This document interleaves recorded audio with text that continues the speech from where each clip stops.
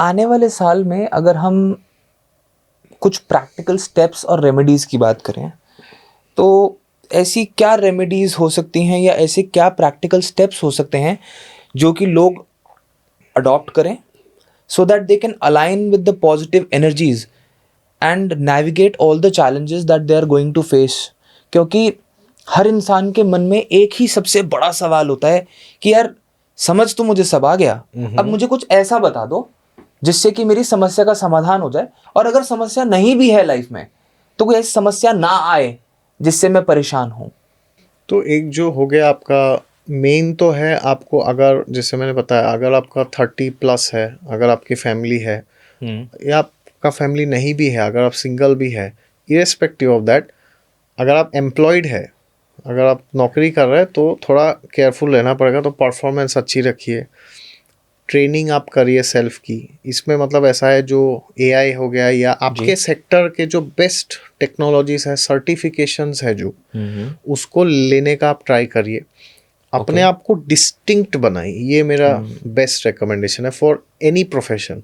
क्योंकि सूर्य जो है वो डिस्टिंक्ट है ना, जब सूर्य आकाश में आते हैं तो कुछ दिखता नहीं है, सूर्य takes all the limelight. Right.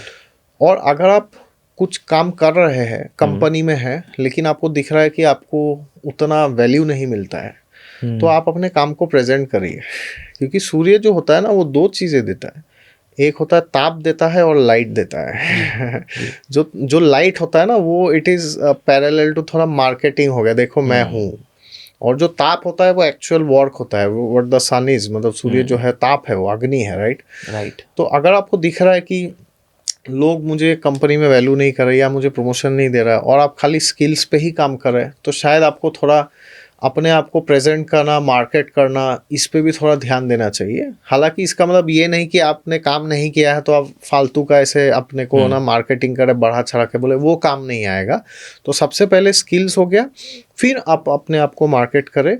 और उसके बाद भी अगर आपको ऐसा लग रहा है कि मेरे में थोड़ा मोटिवेशन कम हो गया है, तो मैं एक मंत्र सजेस्ट कर सकता हूँ, 3 मंत्र मैं सजेस्ट कर सकता हूँ, आप कर सकते हैं। अगर आपको लग रहा है कि मेरे पास मोटिवेशन की कमी है जी। या ग्रोथ नहीं हो रहा है, तो नरसिंह भगवान जो है हमारे, उनका आप मंत्र कर सकते हैं। तो वो है ओम नमो भगवते नरसिम्हाय, ये मंत्र आप कर सकते हैं। ये मंत्र आप करेंगे तो आपको पॉजिटिविटी फील होगा, और ऐसा रैंडम पॉजिटिविटी वाला नहीं है ये, मतलब ऐसा है कि आपको अंदर से मोटिवेशन आएगा कि मैं कुछ बड़ा करूँ लाइफ में, या तो जो भी आप कर रहे हैं उसको और इम्पैक्टफुली करेंगे। राइट। तो ये मोटिवेशन के लिए है।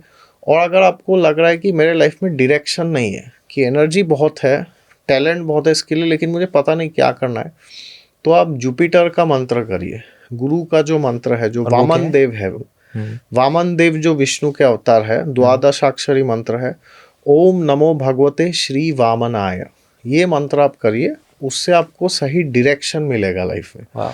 और अगर आपको लगता है सब कुछ है मेरे लाइफ में, फिर भी मैं खुश नहीं हूँ, सारा चेक बॉक्स टिक किया हुआ है, शादी हो गया है, गाड़ी है, मकान है, सब कुछ है जो शायद बाकी लोगों के पास नहीं है, फिर भी मैं दुखी हूँ, फिर तो आपको ओम नमो भगवते वासुदेवाय ये करना पड़ेगा।